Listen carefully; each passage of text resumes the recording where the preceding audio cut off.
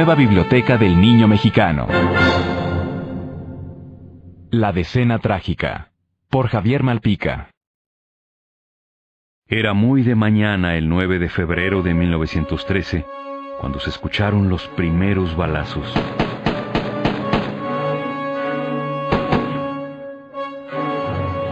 Un grupo de conspiradores arremetía contra el Palacio Nacional.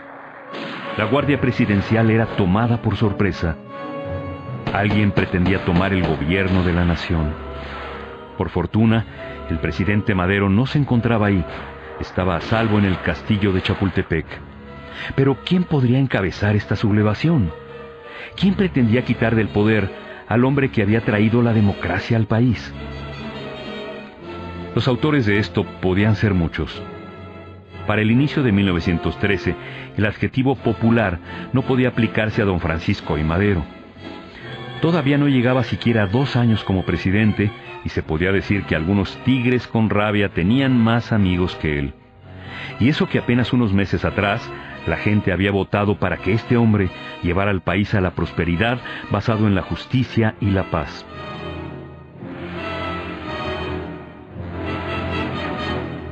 Lo cierto es que intentar arreglar un país que estaba más desordenado que el closet de un adolescente no era sencillo.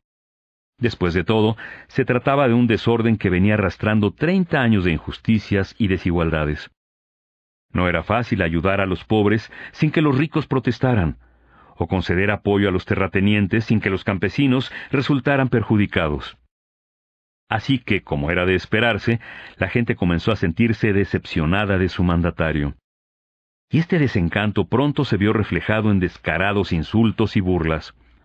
Hasta los periódicos se mofaban de él, y por casi todo, por ser educado, por ser buen esposo, por respetar a la gente, por ser optimista y hasta por ser vegetariano. Como era de esperarse, no faltó mucho para que el descontento popular se viera expresado en huelgas, intrigas y hasta en un golpe de Estado. Cuando en la madrugada de ese 9 de febrero los rebeldes tomaron el Palacio Nacional, no contaban con que el general Lauro Villar, comandante militar de la plaza, lo recuperaría con la ayuda de 60 hombres. Y aunque seguía existiendo la duda sobre quién estaba detrás de este ataque, para nadie fue sorpresiva la acción. Mucha gente llevaba tiempo convencida de que casi cualquier otro candidato hubiera podido ser un mejor presidente que Madero. Y esta no era la primera vez que un grupo armado intentaba derrocar al presidente. Meses antes, un militar llamado Félix Díaz, por cierto sobrino del dictador Porfirio Díaz, y un general de nombre Bernardo Reyes, habían levantado las armas contra el gobierno legítimo, convencidos de que eran ellos los destinados a ocupar la silla presidencial. Afortunadamente para Madero, los dos inconformes fueron derrotados y encarcelados antes de que pudieran cumplir sus planes.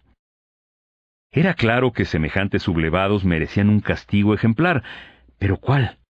¿La pena de muerte? Madero, fiel a sus convicciones y al respeto de los derechos humanos, decidió perdonar a los infractores y no los mandó fusilar, como se estilaba por aquellas épocas, cuando a la menor provocación la gente acababa con los ojos vendados frente a un pelotón de fusilamiento. Y aunque no lo creas, muchos pensaban que eso era lo que Madero debió haber hecho. Y tal vez no estaban tan equivocados, y ahora escucharás por qué. El 9 de febrero de 1913, después de repeler ese primer ataque, por un momento los soldados que defendían el palacio creyeron que todo había terminado. Estaban equivocados. Un nuevo grupo se acercaba. Ahora las cosas quedaban claras. Un ejército de rebeldes encabezado por el general Manuel Mondragón acababa de liberar a los generales Félix Díaz y Bernardo Reyes. El grupo de Reyes se acercaba al palacio, confiado en que ya estaría bajo el control de los rebeldes. Eso decidió su destino. Cuando intentaron tomar el palacio, fueron repelidos por las tropas leales a Madero. El general Reyes quedó muerto en pleno Zócalo. Mientras tanto, Madero decidía abandonar el castillo y dirigirse al Palacio Nacional. Fue una decisión muy valiente, pero un tanto precipitada, ya que, como podrás suponer, en el castillo no corría peligro. Pero Madero confiaba en que las cosas estaban a su favor. En su recorrido, mucha gente le manifestó su apoyo. Claro que por ahí también se escuchaba la voz de muchos otros, aclamando a Félix Díaz como el futuro presidente. Madero no alcanzó a llegar a Palacio. Se encontró de pronto en un fuego cruzado y tuvo que ocultarse. Al enterarse de que el general Lauro Villar había resultado herido, Madero decidió nombrar como jefe de la plaza al general Victoriano Huerta, en quien confiaba ciegamente. Los refuerzos del ejército leal a Madero pronto hicieron huir a los rebeldes y los obligaron a atrincherarse a unos cientos de metros en la Ciudadela, donde el ejército tenía gran cantidad de armas y municiones, pues ahí se alojaba la fábrica de estos. Ahora, los rebeldes, bajo las órdenes de Díaz y Mondragón, tenían suficientes recursos para continuar su revuelta. No tardaron en mandar proyectiles hacia el Palacio Nacional. Se creó entonces un fuego cruzado en el que quedaron atrapadas cientos de familias. La Ciudad de México de pronto se había convertido en un terrible escenario de guerra. En los siguientes días, la capital vivió una de las mayores pesadillas que se recuerdan. El fuego no cesó durante 10 días. Fueron cientos los muertos, entre militares y civiles. A este período se le bautizó como Decena Trágica. 10 días que resultaron trágicos, no solo por la fiera batalla que se libró entre rebeldes y defensores del gobierno legítimo y que dejó numerosas pérdidas humanas, incontables heridos y muchos edificios destrozados, sino porque se trató del período en el que la democracia fue diezmada. En ese período, Madero recurrió a sus mejores militares como el general Felipe Ángeles para acabar con los rebeldes. Y tal vez estos hubieran sofocado la insurrección, de no ser por un terrible acto de infamia que se estaba fraguando y del cual el presidente mismo no tenía ninguna idea. Una de las mayores traiciones de que se guarde memoria. Victoriano Huerta, el comandante elegido por el mandatario para que lo defendiera, al ver la oportunidad de ser él mismo el nuevo presidente, no solo pactó con los rebeldes, los abasteció de comida y agua y realizó falsos ataques, sino que le hizo creer a Madero que efectivamente luchaba por acabar con el ejército de Félix Díaz. En algún momento, el hermano de Madero, Gustavo, que además era diputado, se enteró de que el general estaba pactando con los rebeldes y que pensaba derrocar al gobierno legítimo. El hermano del presidente desenmascaró a Huerta y éste le juró a su jefe que lo calumniaba. Madero, confiado como era, prefirió enemistarse con su hermano que desconfiar de su comandante. Este, como podrás imaginar, sería un grave error. La traición definitiva no tardó mucho en ocurrir. La presión sobre Madero pronto fue insoportable, pues no solo enfrentaba el problema de no poder derrotar a los rebeldes, sino también la difícil situación en que lo colocaban diversos grupos políticos y diplomáticos que le aconsejaban que renunciara para evitar más derramamiento de sangre. El Congreso mismo le pidió que dejara el puesto.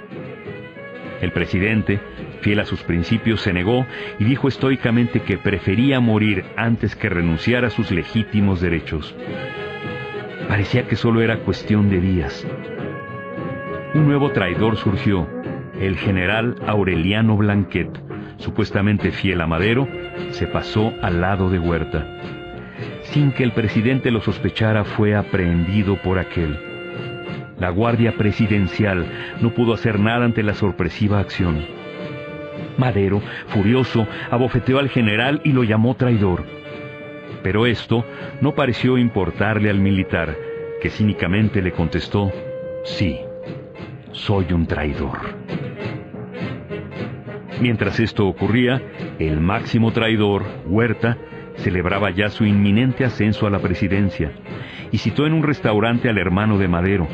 Le pidió que se desarmara y éste, sin sospechar nada, quedó a merced de los rebeldes que de inmediato lo llevaron preso a la Ciudadela, donde fue objeto de terribles torturas antes de ser asesinado. Sin perder tiempo, Huerta, junto con Félix Díaz, se reunió en la Embajada de los Estados Unidos con diplomáticos extranjeros y con el propio embajador estadounidense, quien, por cierto, Era un absoluto defensor de las clases poderosas y abominaba a Madero por sus ideas democráticas contrarias a sus intereses, y firmó el Pacto de la Embajada, mediante el cual negoció el encarcelamiento del legítimo líder de la nación a cambio de que él mismo fuera reconocido como presidente provisional, quien debería convocar a nuevas elecciones en las que debería salir elegido Félix Díaz. Imagina lo que Madero sintió en la soledad de su reclusión al enterarse de la traición de Huerta.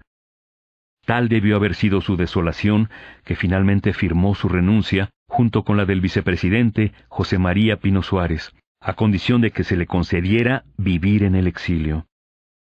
Y aunque la batalla en la capital de la República había terminado por fin, y con ello esos 10 días de terror, aún faltaba el golpe definitivo contra Madero. Huerta no iba a permitir el exilio del expresidente. Se negó a escuchar la petición de indulgencia de los gobiernos de Cuba y España. Y si Huerta no escuchó ruegos, tampoco lo hizo el embajador de los Estados Unidos, quien no oyó la petición de la señora de Madero para que intercediera por la libertad de su esposo.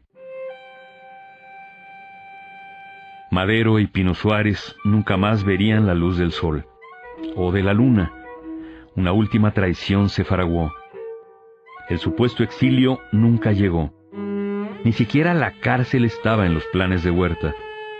La noche del 22 de febrero de 1913, mientras se realizaba el supuesto traslado de los exmandatarios del Palacio Nacional donde estaban presos a la cárcel de Lecumberri, fueron ejecutados. Después se diría que habían pretendido huir y había sido necesario acabar con ellos. Al día siguiente, la gente colocaba veladoras y lloraba a su líder caído. Era demasiado tarde. El hombre que tuvo un sueño, el de un país donde todos buscaran el bien común, se había ido entre un río de sangre. Victoriano Huerta, el traidor, había asumido la presidencia. La sed de poder y la ambición habían derrotado a la democracia. Pero no por mucho tiempo. Una nueva revolución estaba a punto de comenzar.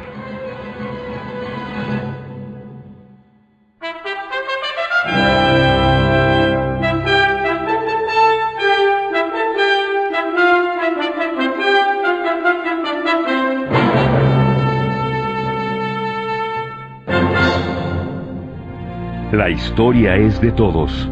Bicentenario de la Independencia Nacional, Centenario de la Revolución Mexicana, Gobierno Federal.